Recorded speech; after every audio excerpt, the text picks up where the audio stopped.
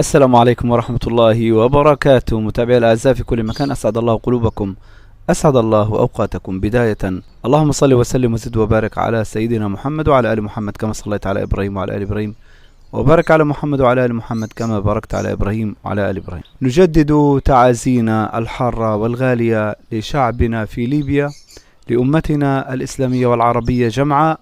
نجدد التعازي للشعب الليبي، قدر الله ما شاء فعل، لله ما أعطى ولله ما أخذ، وكل شيء عنده بقدر ومقدار. أما بعد، موضوع حلقتنا لهذا اليوم سأتحدث في أكثر من نقطة إن شاء الله رب العالمين، على أمل أن تستفيدوا من هذه النقاط. وسأبدأ بالنقطة الأولى، وهي سؤال يتداول بين المربين ومن الخبراء وغير الخبراء بعملية طول المنقار الكناري أو الحسون. هل طول منقار الكناري أو الحسون أو طول أظافره عبارة عن نقص في الكالسيوم أم زيادة في الكالسيوم؟ وهذا سأترك الإجابة لكم متابعي الأعزاء.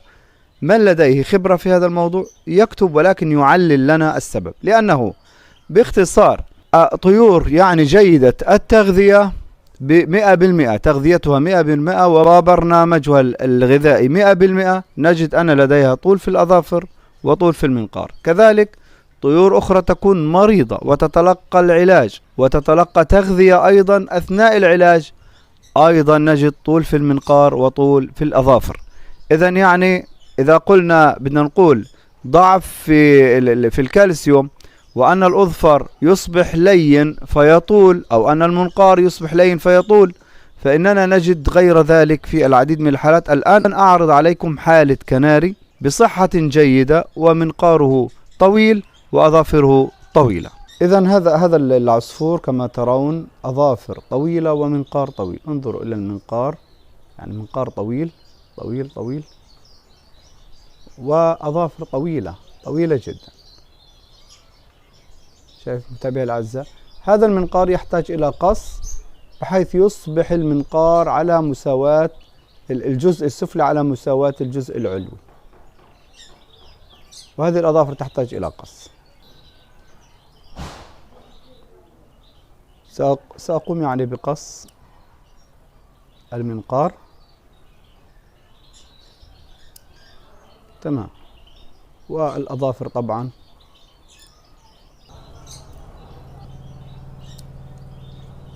طبعا في قص الأظافر أعزائي المتابعين نبتعد عن عرق الدم، وإذا كان الشخص الذي يقص لا يرى جيدا فيفضل أن يلبس نظارة، ثانيا أعزائي المتابعين، نعود للنقطة الثانية، وهي فقدان الأصابع أو القدم كاملة. ما هي أسباب فقدان الأصابع؟ فقدان الأصابع يا جماعة لها عدة أسباب. السبب الأول هو أن يقوم قارض من القوارض بالإمساك بالطائر من أصبعه فينبتر الأصبع، وهذا يجعل المربي يرى ذلك، لأنه سيحدث نزيف عند العصفور، وسيرى المربي أن العصفور قد فقد إصبعه، بالتالي قد يتنبه المربي لهذا الأمر، وهذا قد يؤدي إلى نزيف عند العصفور، قد يؤدي إلى موته وقد لا يؤدي إلى موته. لكن هذه أولى الأمور التي تسبب في فقد الأصابع. طيب، أمر آخر، براز العصفور يؤدي إلى فقدان أصابعه. كيف؟ العديد من المربين يربون بدون شبك عازل، يعني يضع تحت العصافير مباشرة خشب أو اللي هو صاج الحديد أو المعدن أو البلاستيك، يتراكم البراز على أرضية القفص، وبالتالي يحمل العصفور البراز بأصابعه فتصبح كتلة على أصابع العصفور. هذه الكتلة تجف وتصبح صلبة وتتكلس، بعد ذلك تضرب بكتيريا في أصابع العصفور. يأتي المربي لينظف أصبع العصفور فيضرب العصب، وإذا ضرب العصب مات إصبع العصفور إذا ضربوا، أو إذا أصيبت الأصابع بالتلف من البراز المتكلس فإن العصفور سيفقد إصبعه أو أصابعه. هذه النقطة الثانية. إذا قلنا من البراز المتكلس على الأصابع، لذلك دائما ننصح ونقول شبك عازل يعزل البراز عن أرجل العصفور، لعدة أسباب، منها الأمراض وانتشار الأمراض وفقدان الأصابع وجمال ريش الطير.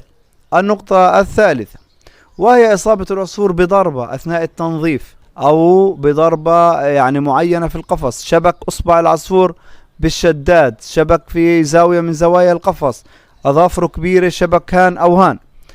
أصابع العصفور تتمتع بعصب ضعيف جدا، فإذا ضرب العصب مات الإصبع، وإذا مات الإصبع فقد العصفور إصبعه. إذن الضربة، أي ضربة في إصبع العصفور فإنها ستتحول بعد ذلك إلى تلف في الإصبع، حتى وإن وضعنا عليه المضاد الحيوي أو وضعنا عليه اليود.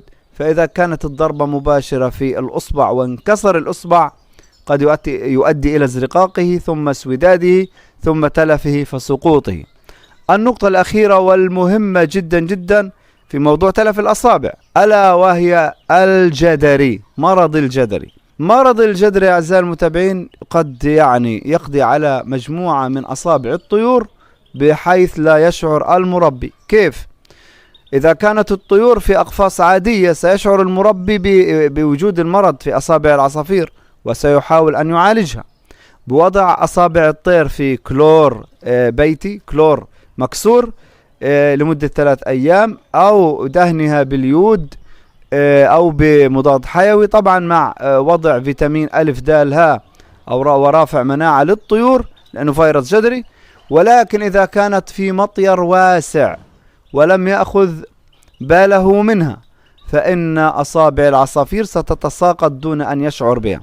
سيصيب الجدري أصابع العصفور ويكبر الجرح ويصيب العصفور بحساسية. سيقوم العصفور بنقر إصبعه تدريجيا، يجف الأصبع ويسقط في الريشة في القفص دون أن يشعر المربي. بعد فترة يقوم المربي بفرز عصافيره، يمسك هذه العصافير فيجدها بدون أصابع. ما الذي حدث؟ أصابها الجدري، عدت بعضها البعض، ولكن وجودها في مطير جعل مناعتها قوية، وقوة المناعة تغلبت على المرض. فقط يا جماعة فقدت أصابعها، وهذا بسبب الجدري. من هذه العلامات إن فقدت أصابعها إنه الجدري عندما يصيب العصفور ينفش أيام ثم يعود إلى طبيعته. وقلنا إنه المطير يعطي الطير اللي هو مناعة قوي. سأعرض عليكم عصفور فقد أحد أصابعه بسبب البراز. هذا العصفور جاء به أحد الشباب، فقلنا نعرض عليكم ما طالما جاء علينا نعرض هذا العصفور. هذا طبعا العصفور يا جماعة هناك مشكلتين. مشكلة انه القدم نفسها ملتوية الى الجانب، وفقد احد الاصابع. طبعا قمت بربط هذه الرجل لأعدل ما استطيع تعديله من هذا العصفور المسكين، وهذه الرجل ملتوية.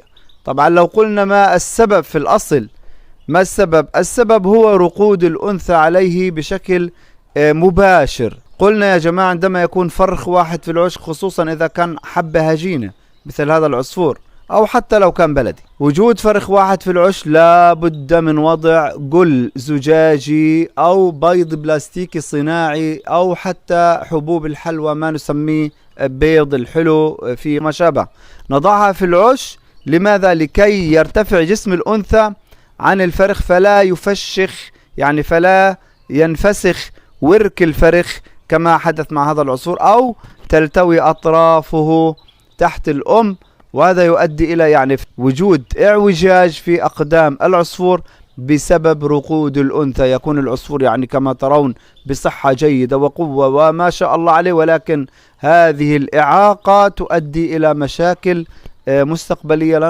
قد لا نستطيع أن نستفيد من هذا العصفور نهائيا، لا في تزاوج إذا كان ذكر أو أنثى، وقد نستفيد أو لا قد نستفيد. أكتفي بهذا القدر في هذا الفيديو، ولا تنسى اللايك، لا تنسى الاشتراك في القناة كنت تراني للمرة الأولى، والسلام عليكم ورحمة الله وبركاته.